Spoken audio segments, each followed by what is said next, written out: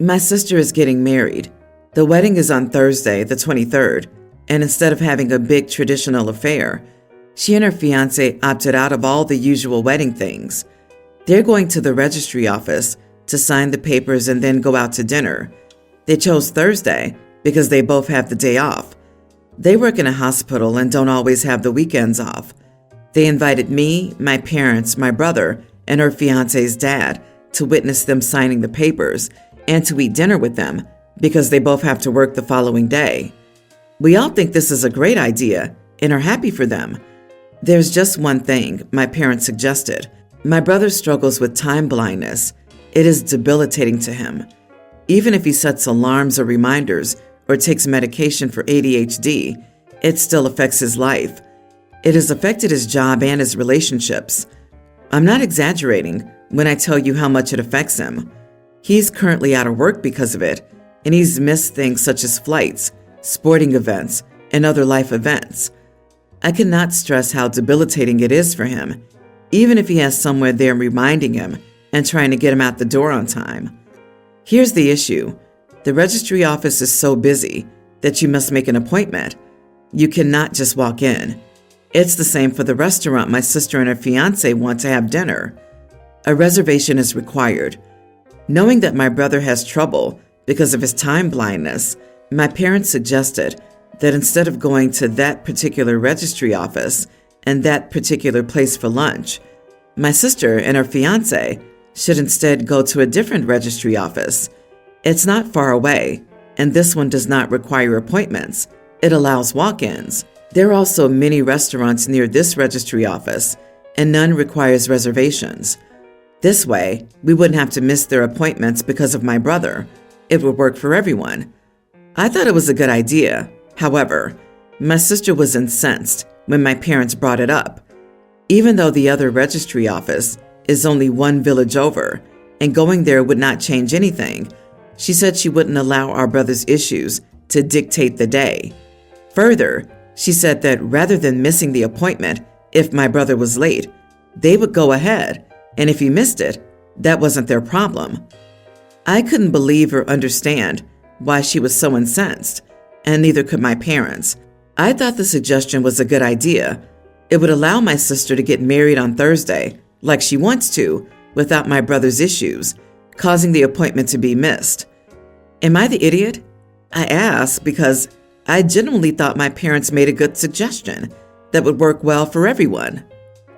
So, how often does everyone in the family have to rearrange their plans and organize their life around your brother?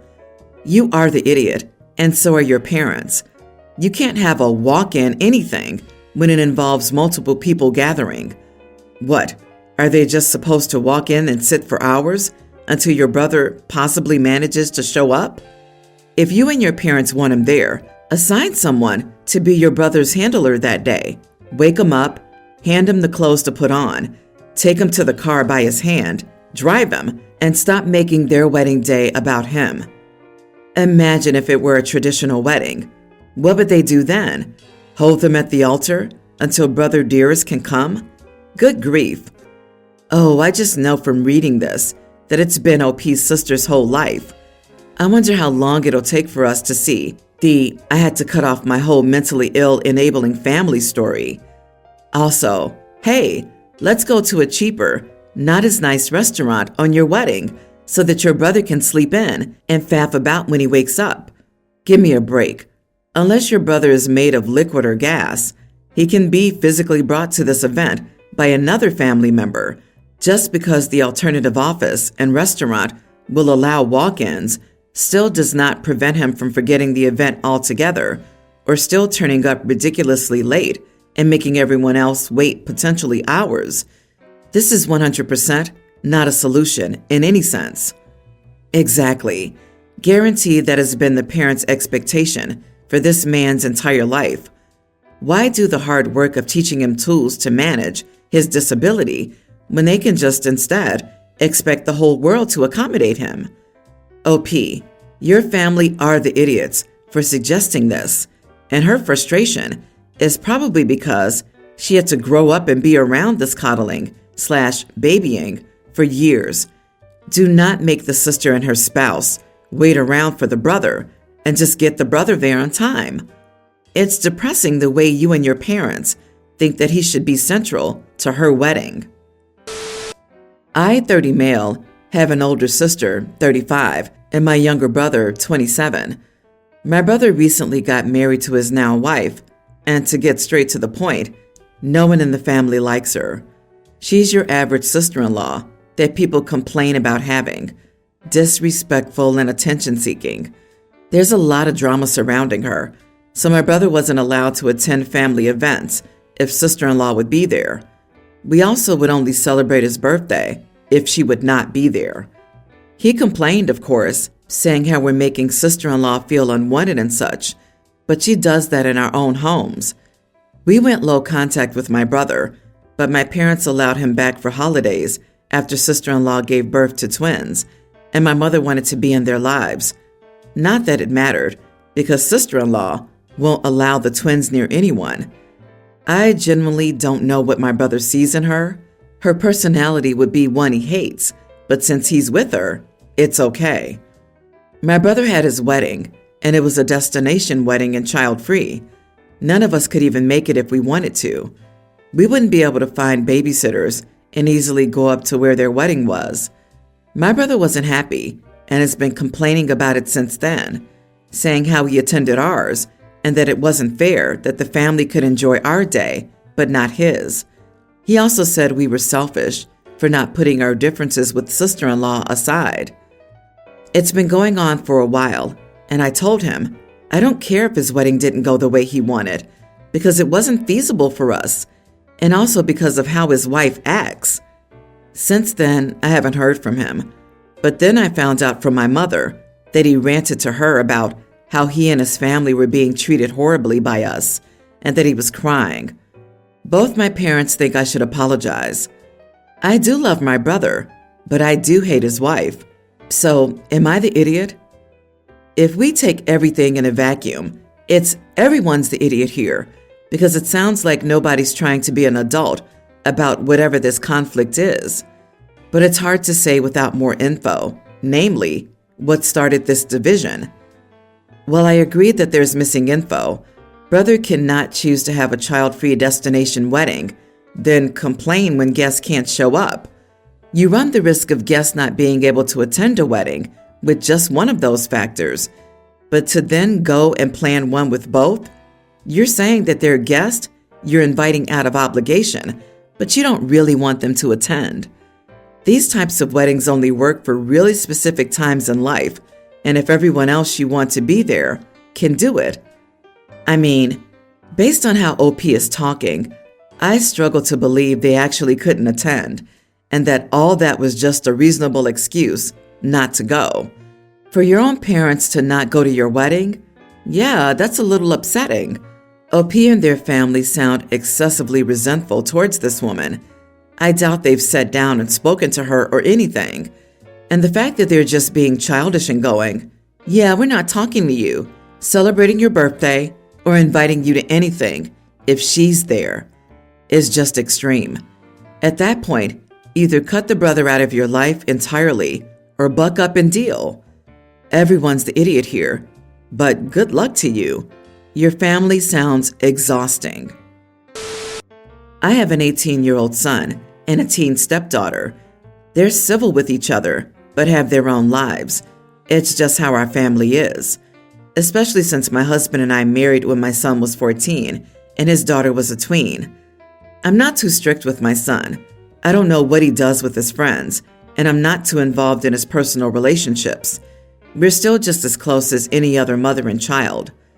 Anyway, a couple of days ago, my stepdaughter sent me a series of photos of my son. I believe he may have posted them on his private social media accounts, and it was images of him partying, smoking, drinking, and doing things with both genders. I immediately told my stepdaughter that what she did was unnecessary and inappropriate. She replied with, "Sorry, and just thought you should know." I told her that unless he's in danger or hurting himself or other people, I would rather not know what my 18-year-old son does in his free time. I didn't want them to fight, so I didn't say anything.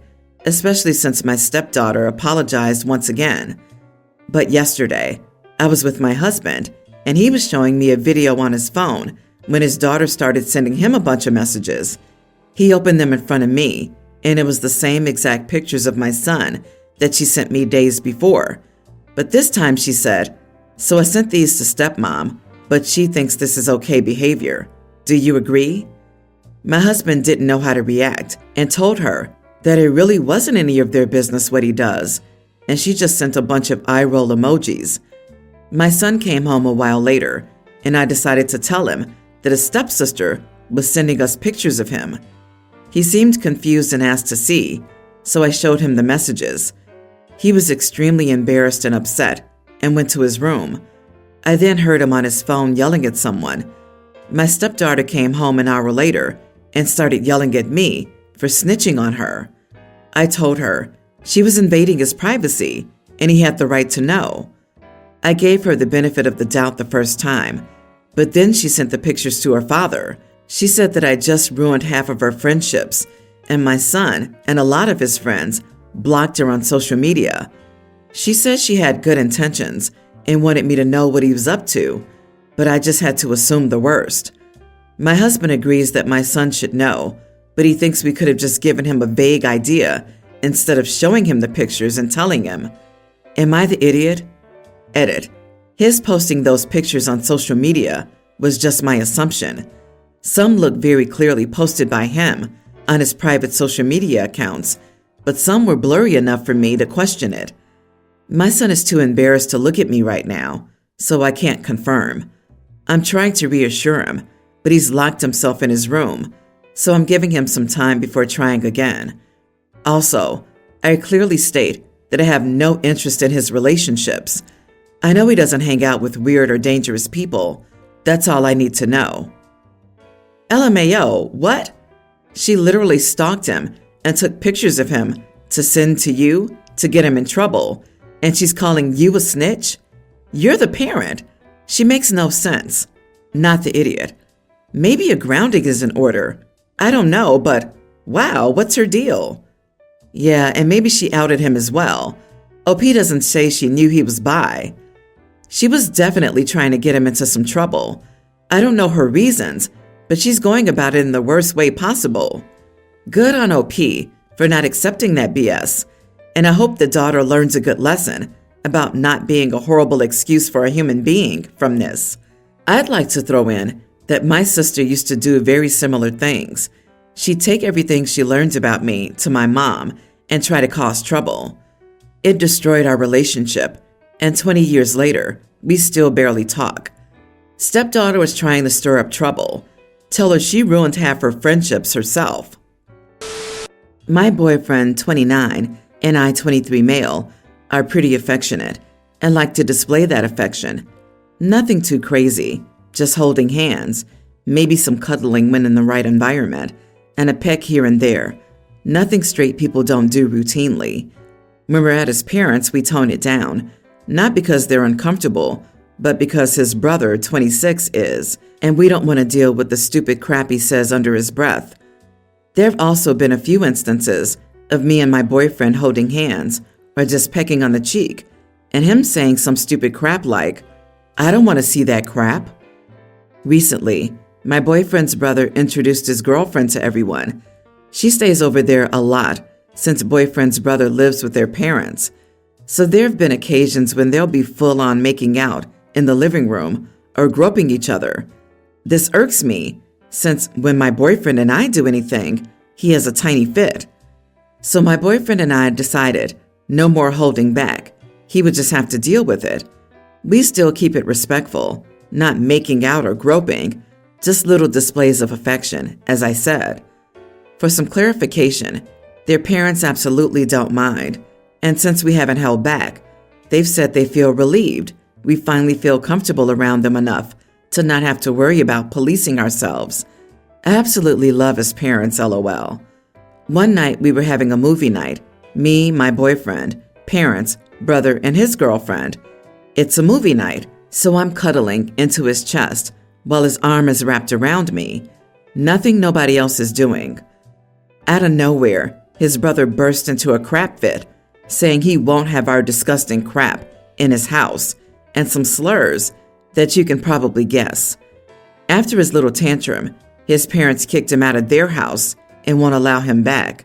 Now boyfriend and I are playing block whack-a-mole with his extended family, calling us horrible crap for making his brother homeless. He's couch surfing. His parents are also getting crap, but they've assured me it's all right. But I feel guilty that this has caused so much drama for my boyfriend and his lovely parents, all over a cuddle. Am I the idiot? Not the idiot. Your boyfriend's brother's behavior is the reason he's homeless. I admire you guys for keeping your cool and not contributing to the cursing and name-calling. Anyway, why is a 26-year-old couch surfing instead of finding a studio place to rent and stay? Maybe there's a reason your boyfriend's parents grew tired of his behavior, and this incident was the final straw before they snapped. This boy sounds like a real treasure. I just can't imagine how happy all the people he stays with are.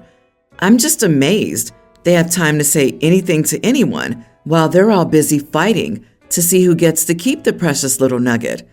So much not the idiot here. Your parents did his parents a huge favor. Brother is living with the consequences of his own actions. You are not the cause of this. Brother caused this by being a jerk. He had a choice. If this really disturbed him, he simply could have left the room instead of throwing a tantrum. Also, it's the parents' house. They're the ones who make the rules, not brother. The tactic of getting friends or family to gang up on someone, like brother's doing, is typical of people who are naturally abusive or just plain bullies. It's the sign of a coward. And I'm sure there's an easy way for him to no longer be homeless. Apologize and agree not to throw tantrums while living with his parents. So I'm 27 male, dating this girl, 24, for about a month now. And the last time we got together, I noticed she had a very small tattoo on the back of her neck. I had never seen it before because her hair covered it. Now, here's the weirdest thing. She has my name tattooed. So obviously, the first thing I thought was that she made a tattoo after me, which would be insane, given we're only going out for a few weeks, and this is still a casual relationship. But she told me that it was not about me. It was about someone else with the same name. Just a coincidence. I looked closer and noticed the tattoo seemed old and faded, so it definitely wasn't done recently. Either way, I was obviously intrigued, so I asked, "Is it someone in your family?" And she just said, "No," and provided no additional information. So it was clear she didn't want to tell me who this person was, but now there's suddenly this missing information about her, and I simply can't let this go. So I kept asking her, was it a friend? Was it an ex? Until she lost her patience and told me that it was none of my business. Am I the idiot for pushing her to tell me who it was? Also worth saying, she has no other tattoos besides this one, so it seems even more meaningful. You are the idiot, and the fact that you immediately thought the tattoo was about you is wild. Stop when someone says stop. She doesn't need to tell you anything about her past. The tattoo isn't about you. End of story. Let it go. Given they've only been dating for a month and don't even seem to be at the girlfriend-boyfriend stage, I agree. However, if they keep dating, they will reach a point where she likely needs to give him a little more of an explanation. I get where you're coming from, but if she's not ready to tell you, just leave it alone. And if you don't like that she won't tell you, then leave the relationship. OP is a tool. No respect for boundaries and no common sense or critical thinking skills. She's 24 with an older, faded tattoo of a guy's name. It's pretty obvious it's an ex. She was young and dumb when she got it, probably barely 18, and it's not something she's proud of. Other options are a person she dated who died and she doesn't like to discuss it. Or maybe she gave a child up for adoption. In any case, you are the idiot, OP. Learn to read the room.